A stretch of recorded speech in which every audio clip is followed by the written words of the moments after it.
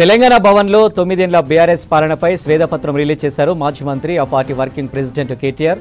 BRS ప్రభుత్వ ప్రగతి ప్రస్థానంపై వివరిస్తున్నారు కేటీఆర్. కాంగ్రెస్ ప్రభుత్వం తమపై కావాలనే బురద జల్లే ప్రయత్నం చేస్తుందని ఫైర్ అయ్యారు కేటీఆర్.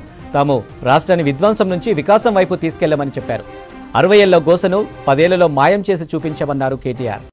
ప్రభుత్వం ఏదైతే ఉన్నదో ఉద్దేశపూర్వకంగా బీఆర్ఎస్ పార్టీని గత 10 సంవత్సరాల కేసీఆర్ గారి నాయకత్వంలోని పరిపాలనను బదనాం చేసే విధంగా, ప్రజల్లో అపోహలు అనుమానాలు సృష్టించే విధంగా కొంత ప్రయత్నం నిన్న మొన్న తాత్కాలికంగా బురద జల్లడానికి చేసిన విషయం మీకు తెలిసిందే.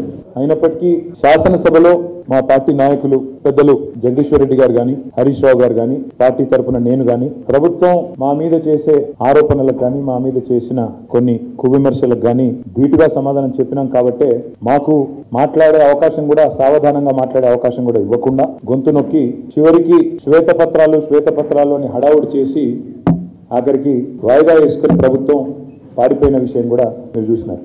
అయితే వాళ్ళు లేవనెత్తిన కొన్ని సందేహాలు, మళ్ళీ అదేవిధంగా వాళ్ళు కొన్ని చేసిన ఆరోపణలు, ఇవన్నింటి విషయంలో బాధ్యత కలిగిన ఒక పార్టీగా గత 10 ఏళ్లు ప్రజలు మాకు అవకాశం ఇచ్చినప్పుడు ఏం జరిగింది, ఎట్లా జరిగింది, ఇవన్నీ చెప్పవలసిన బాధ్యత, ప్రజలకు వివరించవలసిన బాధ్యత మా మీద ఉన్నది. కాబట్టే ఈరోజు ఈ స్వేద పత్రాన్ని, ఈ 10 ఏళ్లు చెమటోడ్చి రక్తాన్ని రంగరించి 100,000 గంటలు పనిచేసి ఒక్క మా ప్రభుత్వంలోని మంత్రులు, ఎమ్మెల్యేలు మాత్రమే కాదు, మా ముఖ్యమంత్రి గారు మాత్రమే కాదు, లక్షల మంది ఉద్యోగులు, కోట్ల మంది ప్రజలు తమ స్వేదంతో, తమ కష్టంతో, తమ చెమటతో ఈ రాష్ట్ర అభ్యున్నతికి ఏ రకంగా తోడ్పడ్డారో, ఏ రకంగా ముందుకు తీసుకొని పోయినారో చెప్పవలసిన బాధ్యత ఈ స్వేద పత్రం ద్వారా మా మీద ఉన్నది. కాబట్టి దీన్ని స్వేద పత్రం అన్నాం. ఎక్కడికి చేరుకున్నామో తెలియాలి అంటే ముందుగా ఎక్కడ మొదలై అసెంబ్లీలో అధికార పార్టీ శ్వేతపత్రాల పేరుతో హడావిడి చేసి పారిపోయిందని విమర్శించారు కేటీఆర్.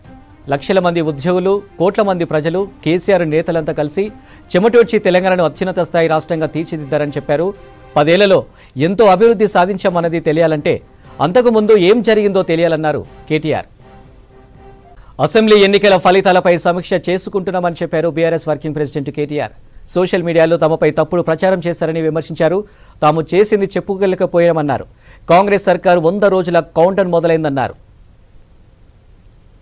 అత్యధికంగా భారతదేశంలోనే నిరుద్యోగులకు ప్రభుత్వ ఉద్యోగాలు ఇచ్చాం, కానీ చెప్పుకోలేకపోయాం. వాళ్ళ వరకు ఆ విషయం చేరలేకపోయింది. ఉద్యోగాలు ఇచ్చి చెప్పుకోలేకపోయినాము. ఈ యూట్యూబ్లో కొంతమంది బట్టకాల్చి మీదేసే ప్రయత్నం చేస్తే దాన్ని నివారించలేకపోయినాము. 1.85% తేడాతో మేము ఓడిపోయాం. అందులో మాకు దాదాపు ఒక 7-8 సీట్లు 4-5 వేల కంటే తక్కువ మెజారిటీతో పోయినాం. కాబట్టి ఇదేదో మాకు రౌట్ కాదు, ఘోర అపజయం కాదు, కేవలం ఒక చిన్న స్పీడ్ బ్రేకర్ మాత్రమే. అందుకే ఆ కాన్ఫిడెన్స్ అనే చెప్తున్నాను. ఆల్రెడీ ఇప్పుడున్న పరిస్థితుల్లో ఇప్పుడు ఏం జరుగుతూ ఉందో ప్రజలందరూ గమనిస్తూ ఉన్నారు.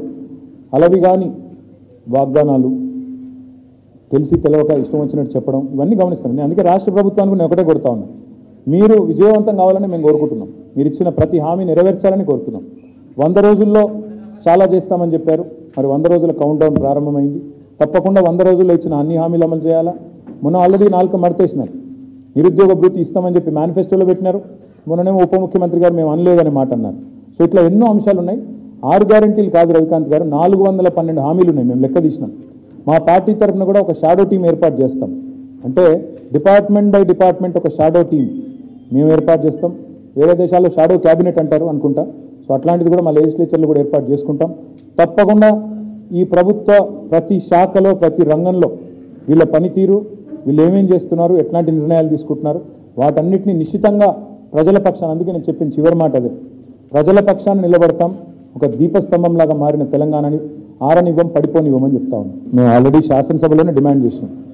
సాగునీటి మీద చర్చల్లో డిమాండ్ చేసినాము. శ్వేతపత్రాల విడుదలలోనే డిమాండ్ చేశాం. అధికారం వాళ్ళ చేతుల్లో ఉంది. వాళ్ళ అధికారాన్ని మరి ప్రజలకు సేవలు అందించడానికి, ప్రజలకు ఇచ్చిన హామీలను నెరవేర్చడానికి వినియోగిస్తారా, లేదా కక్ష సాధింపు కోసం వినియోగిస్తారా, అది వాళ్ళ విఘ్నత.